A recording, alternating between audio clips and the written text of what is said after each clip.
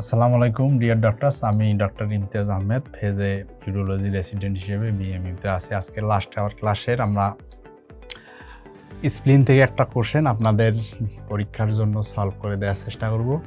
আপনারা জানেন লিম্ফয়েড যে অর্গানগুলো আছে হিস্টোলজিতে ইনফিনিটি স্টার, এখান থেকে বারবার কোশ্চেন আসে, যেমন হচ্ছে lymph node, thymus, স্প্লিন, palatine, tonsil. তো আমার আজকের আলোচনা হচ্ছে যে এই লিম্ফয়েড অর্গান থেকে কিভাবে 1 মার্ক প্রশ্ন যদি আসে তাহলে আনসার করা যায়। আপনারা এই লিম্ফয়েড অর্গান পড়তে গিয়ে জানবেন যে লিম্ফয়েড অর্গানে যতগুলো স্ট্রাকচার আছে, capsule, sub capsular sinus, trabeculae, afferent arteriole, efferent arteriole, cortex, medulla, pulp, সবগুলোই লিম্ফ নোডের থাকবে।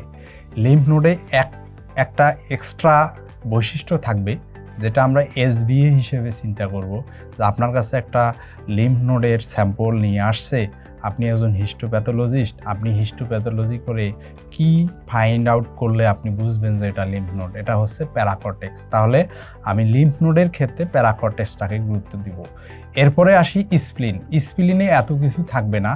স্প্লিনে হোয়াইট পাল্প এবং রেড পাল্প নামে দুইটা পাল্প থাকবে, এবং বলে রাখি এর মধ্যে রেড পাল্প এর বাল্কনেসটা বেশি থাকবে। এখন হোয়াইট পাল্প, রেড পাল্প, এখান থেকে প্রশ্ন এভাবেই আসতে পারে। আপনি একজন হিস্টোপ্যাথোলজিস্ট, আপনার কাছে একটা স্যাম্পল আসছে, আপনি কি দেখে ফাইন্ড আউট করবেন যে এটা স্প্লিন? তাকে আপনাকে রেড পাল্প এবং হোয়াইট পাল্প দেখতে হবে। এবং স্প্লিনের আর একটা গুরুত্বপূর্ণ বৈশিষ্ট্য হচ্ছে যে স্প্লিনের ব্লাড সাপ্লাইটা ওপেন এবং ক্লোজ থিওরি, এই দুইটা থিওরি ফলো করে। ওপেন থিওরি মানে হচ্ছে এখানে ব্লাড ভেসেল এসে এখানে এর সাইটোপ্লাজম বা এর মানে আশপাশে ছড়িয়ে যাবে, ভেসেলের বাইরে যাবে। ক্লোজ থিওরি মানে ব্লাড ভেসেল এসে ভেসেল দিয়েই অ্যাফারেন্ট ডিফারেন্ট হয়ে বের হয়ে যাবে।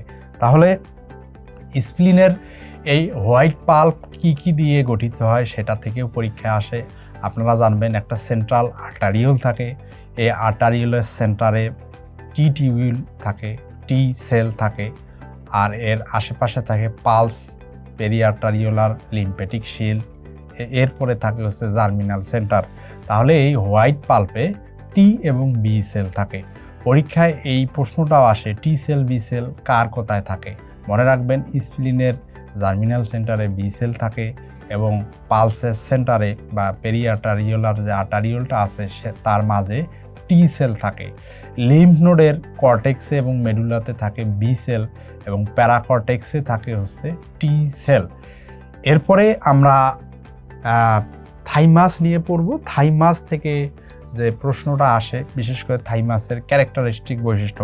আবার সেম কথা, আপনি একজন হিস্টোপ্যাথোলজিস্ট, আপনার কাছে একটা স্যাম্পল আসছে, আপনি এটাকে থাইমাস হিসেবে চিন্তা করতেছেন, তাহলে আপনি কি ফাইন্ড আউট করলে কনফার্ম হবেন যে এটা থাইমাস? এটা হচ্ছে হ্যাসালস কর্পাসল ইন মেডুলা। মেডুলাতে এই হ্যাসালস কর্পাসলটা থাকবে। স্যাররা এটা হ্যাসালস কর্পাসল ইন কর্টেক্স দিয়ে দেন, কিন্তু না, এটা হ্যাসালস কর্পাসল ইন মেডুলা, এটাই হচ্ছে কারেক্ট আনসার। তো এই ইনফরমেশনগুলো নিয়ে যদি আমি লাস্ট আওয়ারের এই স্প্লিনের এই প্রশ্নটা সলভ করতে যাই, দেখেন তাহলে দি lymphocytes R অ্যাগ্রাগেটেড to form splenic ফলিকিউল around arteriole. না, এটা পালস হবে, পেরিআর্টারিওলার লিম্ফেটিক শীথ, যেটা সেন্ট্রাল আর্টারিওল দিয়ে আশপাশে থাকবে এবং হোয়াইট পাল্পকে কাভার করে থাকবে, যেখানে টি সেল এবং B cell, germinal centre B cell এবং পেরিআর্টারিওলার লিম্ফেটিক শীথে টি সেল থাকবে। আচ্ছা, দেয়ার আর নিউমারাস ম্যাক্রোফেজ। অবশ্যই স্প্লিনের একটা কাজই হচ্ছে জীবাণুকে ধ্বংস করা, কারণ আমরা স্প্লিনেক্টমি করলে স্প্লিনেক্টমির পেশেন্টকে আমরা 4টা মাইক্রো অর্গানিজমের বিরুদ্ধে ভ্যাকসিন দিয়ে থাকি। তার মধ্যে হচ্ছে streptococcus pneumoniae, Neisseria meningitidis, haemophilus influenzae type B এবং ইকোলাই। এই সমস্ত ব্যাকটেরিয়ার এগেনস্টে যেহেতু সে প্রোটেকশন দিয়েছিল, এই কাজটা করতো ম্যাক্রোফেজ। তাহলে এই স্প্লিন যে রেড সেল, হোয়াইট সেল বা প্লাটিলেট, এগুলোকে ধ্বংস করে, এই কাজগুলো কিন্তু ম্যাক্রোফেজ ছাড়াও স্টিপ সেল নামে একটা সেল আছে, সেই স্টিপ সেল করে থাকে। দেখেন, the red pulp is content within the sinusoid. হ্যাঁ, আমরা এটা বলছি যে রেড পাল্প সাইনুসয়েডের মধ্যে থাকে। Newly formed lymphocytes enter into blood vessel directly. না, লিম্ফোসাইটগুলো যদি স্প্লিনে আসতে চায়, কিভাবে আসবে? ডিরেক্টলি আসবে না। সে দুটো থিওরি ফলো করে, হয় ওপেন থিওরি ফলো করে, না হয় ক্লোজ থিওরি ফলো করে সে স্প্লিনে আসবে, ডিরেক্ট আসবে না। The capsule contains a considerable amount of smooth muscle. ক্যাপসুলে কনসিডারেবল স্মুথ মাসল থাকবে না, এখানে কোলাজেন ফাইবার থাকবে, কানেকটিভ টিস্যু থাকবে, যার মাধ্যমে স্প্লিনটা প্রোটেক্ট হবে। তাহলে স্প্লিন সম্পর্কে আমরা বলতে গেলাম যে স্প্লিনে হোয়াইট পাল্প, রেড পাল্প আছে, সেটা open theory, close theory maintain করে, এবং হোয়াইট পাল্পের ভিতরে টি সেল, বি সেল আছে। বি সেল জার্মিনাল সেন্টারে এবং টি সেল সেন্ট্রাল আর্টারিওল অথবা পালস পেরিআর্টারিওলার লিম্ফ্যাটিক শীতের সেন্টারে থাকবে। আশা করি আপনারা এই লিম্ফ্যাটিক অর্গান সম্পর্কে একটু হলেও বুঝতে পেরেছেন। ধন্যবাদ।